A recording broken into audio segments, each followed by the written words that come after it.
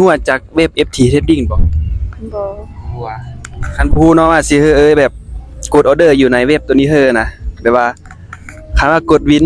น้องสิแจกเป็นรางวัลอันนี้ก็เป็นมื้อที่2เนาะเมื่อวานนี้ก็เซาะจนค่ำบ่ได้พาสัมภาษณ์จากคนนะทุกคนเนาะเพราะว่ายากเด้อเนาะเพราะว่าเฮาบ่รอนิดนึงนะมื้อนี้ก็ได้เตรียมพร้อมอีหยังต่างๆพร้อมเนาะแล้วก็เงินแล้วก็โทรศัพท์ก็เอามาพร้อมแล้วเนาะเงื่อนไขเฮาก็แบบว่าให้เขาเจ้ากดซื้อกดขายเนาะสิให้เขาเจ้าเลือกเลยเนาะมักปุ่มใดนะให้เขาเจ้ากดคำว่าเจ้ากดวินปุ๊บเฮาก็สิแจกให้เลย 10,000 กีบ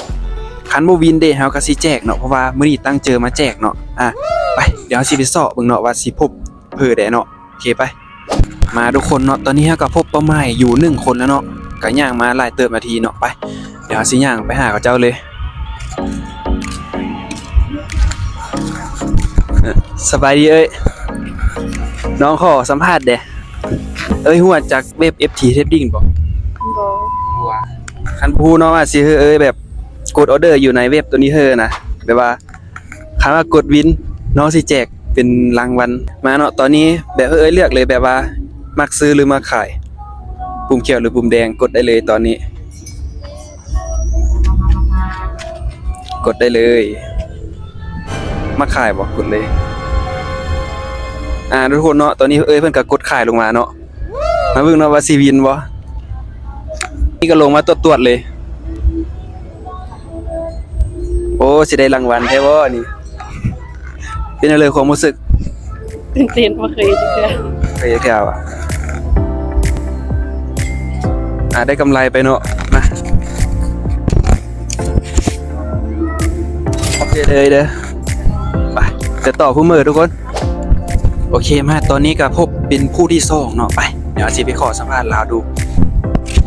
ขอสัมภาษณ์เด้ออันรู้จักเว็บ FT Trading บ่คือ แบบเกี่ยวกับเว็บเทรดบ่ฮู้อ่ะ ไม่ลิงบ่ เดี๋ยวน้องว่าสิมีกิจกรรมให้ลิ้นหั่นนะแบบว่ามักปุ่มใดตอนนี้ปุ่มซื้อหรือปุ่มขายไปกดได้เลยเนาะตอนนี้เพิ่นก็ได้กดซื้อไปทุกคนคันว่าวินน้องมีรางวัลด้วยหั่นนะโอ้ทุกคนออเดอร์นี้เนาะพลาดซ้ำบ่เป็นเรือเนาะพลาดก็บ่เป็นเรือเดี๋ยวน้องสิขอบใจ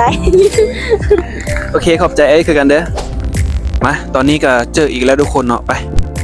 อันเฮาขอสัมภาษณ์เด้เฮาสิแบบกดออเดอร์ใน FT Trading ฮู้จักบ่เว็บ FT Trading เคยเห็นแต่บ่ฮู้เคยเห็นแต่บ่แม่นมันจะเป็นเว็บเทรดเนาะ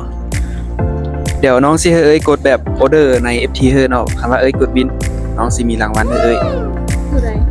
ตัวลุมสีเขียวหรือสีแดงมักปุ่มใดกดได้เลยตัวนี้ซื้อเนาะทุกคนเนาะให้ได้ซื้อไปเนาะ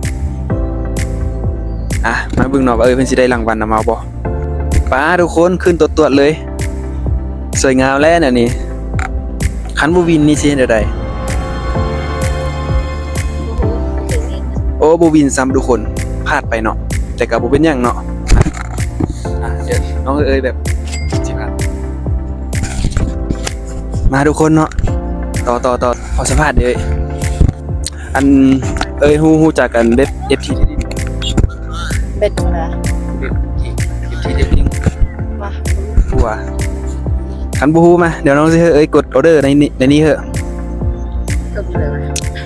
เดี๋ยวถ้ามันหมดเวลาก็เนาะคำว่ากดบินน้องสิมีรางวัลให้มักปุ่มใดสีเขียวหรือสีแดงกดได้เลยจบไปเลยก็ได้ล่ะตัวใดก็ได้มักโอเคซื้อขึ้นไปเนาะตอนนี้ก็ได้ซื้อขึ้นไปทุกคนขึ้นไปตรวจเลยสวยงามทุกคนวินเป็นอะไรความรู้สึกว่าบ่ฮู้ความรู้สึกบ่ฮู้เลยโอเคขอบเจอเด้อเข้าใจเด้อโดยขอบเจอกันเด้โอเคเนาะทุกคนเนาะก็ถือว่ามีคนได้รางวัลอยู่เนาะก็4คนพู้นแหละมื้อนี้เนาะเสาะจนค่ำเนาะก็ถือว่าได้4คนไปสำหรับคลิปนี้เฮาก็สิจบเพียงเท่านี้นะทุกคนเนาะโอเคเดี๋ยวติดตามตอนต่อไปเนาะว่าเฮาสิไปเฮ็ดคอนเทนต์ตัวใดต่อเนาะ